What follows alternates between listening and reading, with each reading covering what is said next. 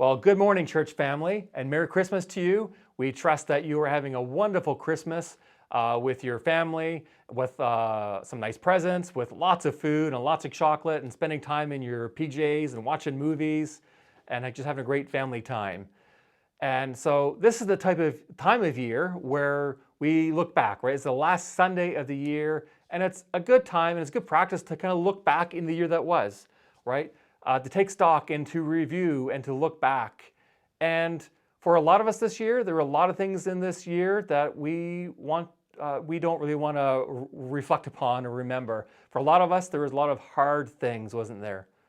But I hope that in this past year that you have some things that you can look back on that were remarkable, that were fantastic, that fill you with memories and that fill you with joy as you look back. I know for my family, one of those things was this summer in July, we had opportunity to rent a cottage on Lake Erie near Turkey Point. And one of the coolest things was we got to rent a pontoon boat for a couple days, for a few hours each day. And it was a great joy for me as a father and someone who loves water and grew up around water to take my kids out and show them how safe boating works and how to drive a boat. And so they're thinking, you just get in, you sit down, and because it's wide open spaces, you just push the throttle forward and you go where you want to go, right? No worries, it's great. What I had the opportunity to teach them was driving a boat, you have to look around a lot, right? Of course, you have to look in front of you. That makes sense. You have to make sure that there's no hazards in front of you, that you're not going to run over something that you shouldn't. You know, there's a buoy there indicating some hazard or some rocks that are just beneath the surface. You want to watch out for that. You want to make sure there's no other boats or craft coming towards you that you could run into. But you also want to look side to side and behind you often to make sure that there's no other craft that are faster than you that might overtake you. Right? If you're going to make a turn, make sure that there's nothing in your way. And so it's always looking around you. Looking is so important when you're driving a boat. And so we had a wonderful opportunity and wonderful time them learning and just driving a boat. We had a lot of fun. And so I want to talk to us today for a few minutes about looking. Yes, we look back, but also it's a time as we flip the calendar from December into January. It's a new year. And for a lot of us, it's a fresh start. It represents new beginnings. And so as we come to a new year, I want to challenge us, where are we looking?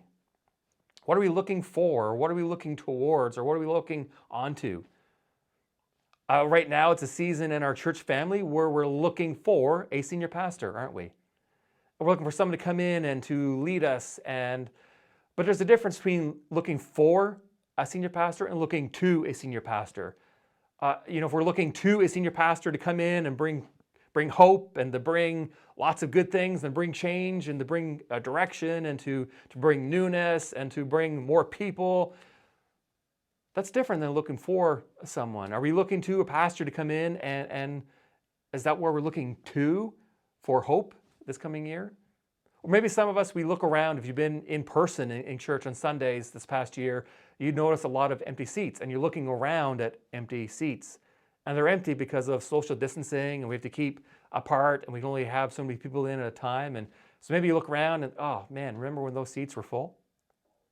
So where are we looking this year? So I want to take a few moments to look at some places that we can look and then a place that we should be looking. And I think one of the ways that we tend to look is look behind. We look behind with longing.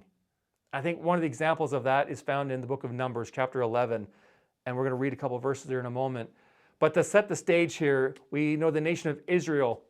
We come into the end of Genesis, beginning of Exodus. We see that now the nation of Israel is in bondage in Egypt. They're in bondage under the Pharaoh, and a lot of hardships and pain, and they're suffering, and they are slaves under Pharaoh in Egypt.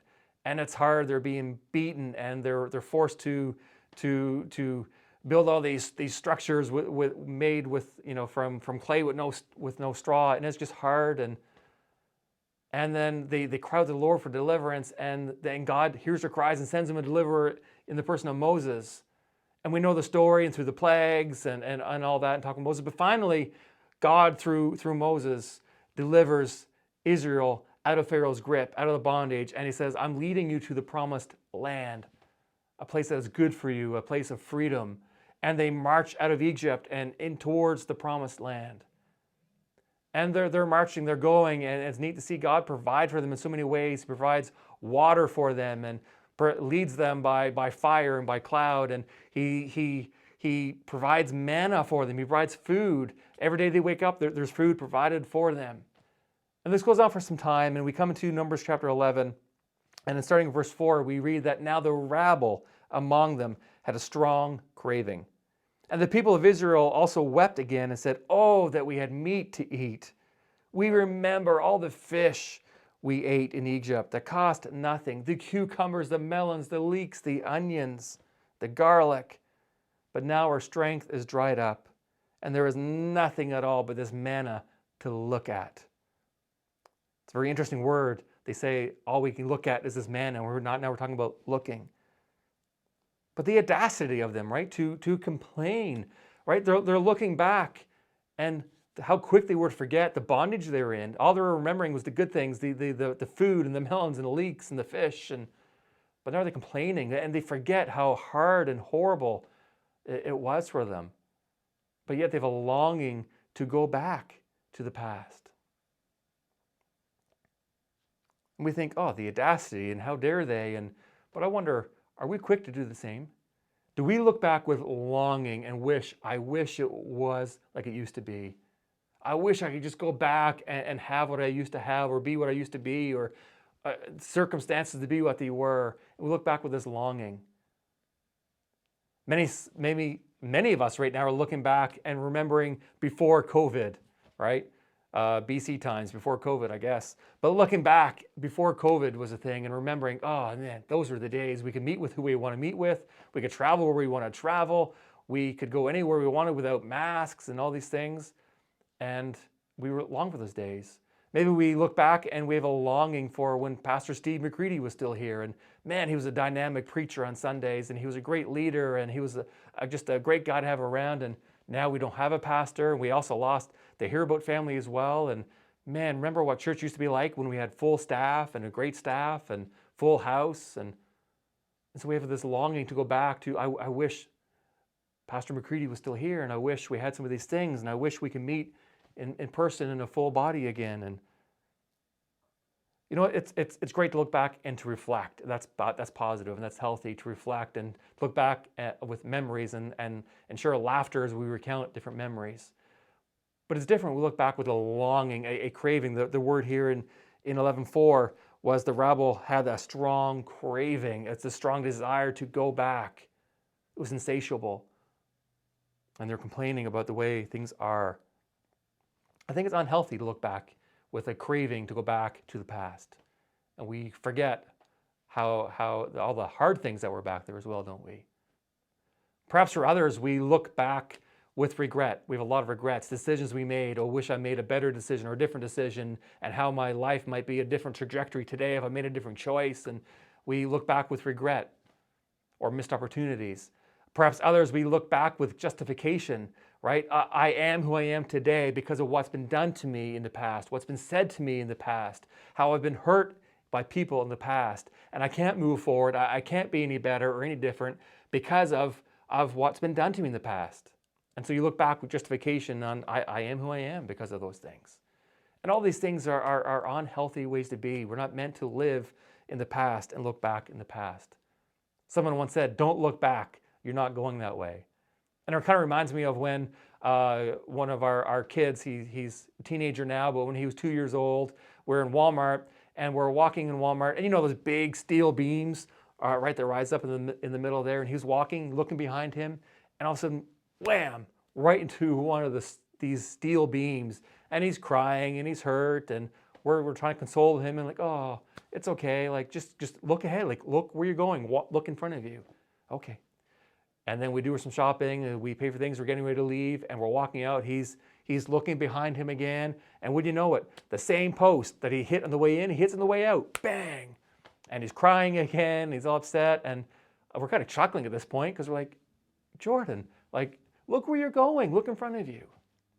I think that's a good picture of a lot of us. We get caught looking back, and it's a dangerous thing, I think. It's an unhealthy thing, for sure.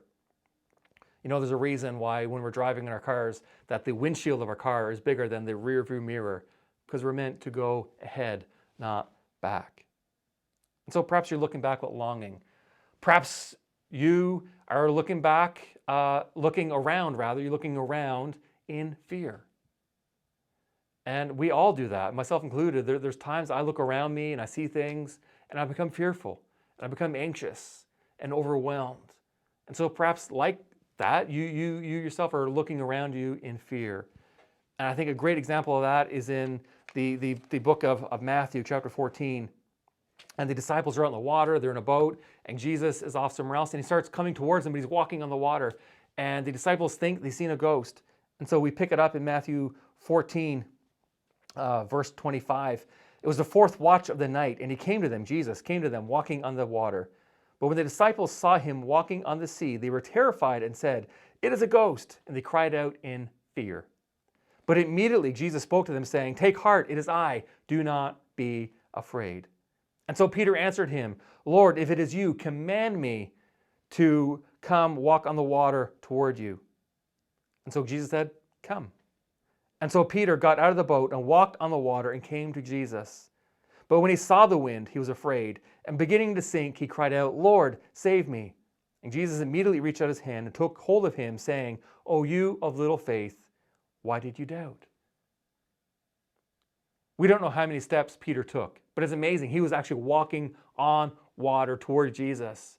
We don't know if it was 2 steps, 5 steps, 10 steps, but he was walking. He took at least 2. He was walking towards Jesus. But something happened, right? He took his eyes off Jesus and he looked around. And as he looked around, he saw the wind and he saw the waves and he saw the water and he saw the height of the waves, and he became very fearful. And at that moment, he began to sink. I think we do that so often, don't we? We start looking around us and we look at the news, or we look at things around us, we look at circumstances around us, so we look ahead at things that are unknown, and we become fearful, we become afraid, we are filled with anxiety and worry and doubt and fear, and we just become overwhelmed. But you know what? These things, these words, these are not from the Lord. The Lord does not give us a spirit of fear, does he? But of love, power, and a sound mind. But we look around us and become fearful at things. I think another great example in Scripture is 2 Kings chapter 6. The king of Syria, he is hearing of this prophet Elisha is doing amazing things, and the king of Syria is getting quite bothered by this, and so he sends an army down to Dothan where he hears that Elisha is, and he sends an army to find Elisha, and they cause him trouble. And so in verse 15, we read that when the servant of the man of God rose early in the morning and went out, behold, an army of horses and chariots was all around the city. And the servant said to Elisha, "Alas, my master, what shall we do?" Right, so they're in their tent. Elisha and his servant, they're in their tent. They're sleeping. They wake up in the morning. And as he unzips the tent or unfolds the tent, he walks out to greet the morning. And as he's stretching, he looks around, and we are surrounded by chariots and by horses, by this huge army. There's a lot of them and only 2 of us. This is trouble. And he was filled with fear. And he goes back in the tent and he tells Elisha, "We are in trouble," because he saw the army around him. And Elisha's words are wonderful. He says, "Do not be afraid." Right? Are you crazy? Do not be afraid. Do you see the horses and the army and all the men? Do not be afraid. For those who are with us are more than those who are with us are more than that is with them. And the servant's like, I count 2, but Elisha sees something different, doesn't he? And he prays, "Lord, open his eyes that he may see." And so the Lord opened the eyes of the young man, and he saw. And behold, the mountain was full of horses and chariots of fire all around Elisha. So Elisha saw something different, but like the servant, looking around and become fearful, and we forget who is with us, who is for us, and who is fighting for us, and who is above us and with us. Which leads me to where we should be looking. We shouldn't look back with longing for the past. We shouldn't look around in fear, but we should look up in faith. Look up in faith. Psalm 121. It's a song of ascent. One of the songs of ascent, and there's 15 of them. And the first one starts in Psalm 120, and Psalm 121 is the second song of ascent. And songs of ascent were sung by pilgrims on the way to Jerusalem, to the temple for the holy feasts. And as they're pilgriming, Jerusalem was on a mountain 740 some odd meters above sea level. And as they're walking from their towns and communities, they're walking towards the Mount of the Lord, towards the temple of Jerusalem. And they would sing some of these pilgrim songs, these songs of ascent, as they're marching towards and walking up towards Jerusalem and the temple. And in this one, Psalm 121, verse 1, we read, I lift my eyes up to the hills. From where does my help come from? My help comes from the Lord who made heaven and earth. He will not let your foot be moved. He who keeps you will not slumber. Behold, he who keeps Israel will neither slumber nor sleep. The Lord is your keeper. The Lord is your shade at your right hand. The sun shall not strike you by day, nor the moon by night. The Lord will keep you from all evil. He will keep your life. The Lord will keep your going out and your coming in from this time forth and forevermore. And so as the pilgrims are marching towards Jerusalem, they're singing this song, I lift my eyes up to the hills. Where does my help come from? And why are they singing this? Why are they singing, I lift my eyes up to the hills? Perhaps it's based out of some sort of fear, perhaps. You know, they're looking and they're thinking about the hills, they're thinking about the long journey ahead of them, and what's in the mountains. What are they going to face? Perhaps they're going to face bandits. That was a popular thing. The bandits or thieves lying in wait for people to come by that could beat them and rob them. And perhaps they're thinking, I'm looking to the hills and I wonder what's in those hills. Or maybe they're thinking of the rocky terrain and they're looking and they're thinking, am I going to slip and fall?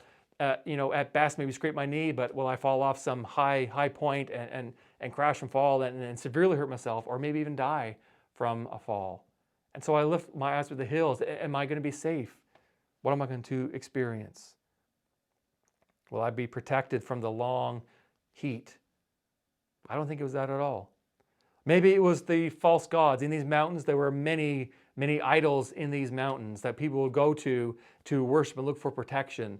And so was it to these false gods in the hills that we look to these gods in the hills for help? When my family were in Thailand, you would all throughout, there were some areas that were more mountainous, and you would see these huge idols of the Buddhist religion all around the hills. And so I can picture quite clearly what it looks like to have these idols in the hills. And is that what Israel was looking towards in these hills? No, I don't think it was. I think rather it was a faith-based declaration. I lift my eyes up to the hills, to God's holy mountain, to Jerusalem. I look to God, and the holy mountain, the Jerusalem, the temple, it represented God's very presence. And so essentially they're saying, we lift our eyes up to God. We lift our eyes up to the maker of the heavens, maker of the mountains. We look to him for our hope. Look to him, and the psalm goes on that he is our protection. He is our shade. He will not let our foot stumble or slip. He's our shade from the heat, and he'll protect us. And so it's very much a looking to God for their help on the dangerous journey. They don't know what they're experiencing. I mentioned they're going to experience maybe bandits, and they're going to experience heat, and they're going to maybe experience places that are difficult to trespass. But they're trusting God and looking to God to be their hope and to be their help. And so the very word, we lift our eyes up, it's a prayer gesture. It's a very different countenance than looking down in dejection. We look down when we have no hope. It's a picture of, looking down is a picture of no hope and dejection and despair. And you can't seem to have the strength to look up. But the Psalm of Ascent says we lift our eyes up. We lift up our eyes in prayer and hope. And that's where we're looking to. Hebrews chapter 12, verse 2 tells us, looking to Jesus, the author and perfecter of our faith, who for the joy that was set before him endured the cross, despising the shame, and is seated at the right hand of the throne of God. And so we look up to God. We are looking to Jesus, who is the author, the perfecter of our faith, the one who watches over us. So where are you looking into this new year? I don't know what 2022 is going to look like. There's going to be some hard moments for us all. There's going to be some unexpected things going to happen in our lives and in our families. I can't promise that everything's going to be great. And Scripture doesn't promise that everything's going to be bed of roses. But where are we looking? Are we looking behind us with longing? I wish things were different. I wish we could go back to the way it used to be. Are we looking back with justification of, I'm not going to change because that's who I am because of my past, what is done to me? Or look back with regret? Are we looking around with fear? We see things and hear things and we're just filled with like, It's just so scary right now? Or will we choose to looking to Jesus, lifting our eyes up, looking to God, looking up at Jesus? I challenge us all, that's where we should be looking into this new year, looking to Jesus. He is our hope, He is our joy, and whatever happens, whatever we walk through, He is with us. He will help us. And so I challenge all of us to be looking to Jesus as we come into a new season and a new year. So enjoy the rest of your day, enjoy the rest of your Christmas season, and we look forward to, Lord willing, and seeing you all again in person here in the new year. Until then, God bless. Have a great week.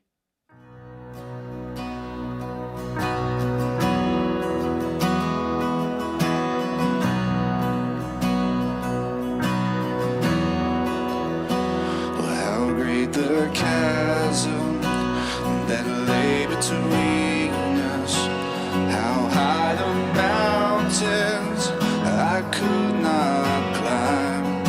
Well, in desperation, I turned to heaven, I spoke your name into the night. Then through the darkness, your loving kindness tore through the shadows of my soul. The work is finished, the end is ready.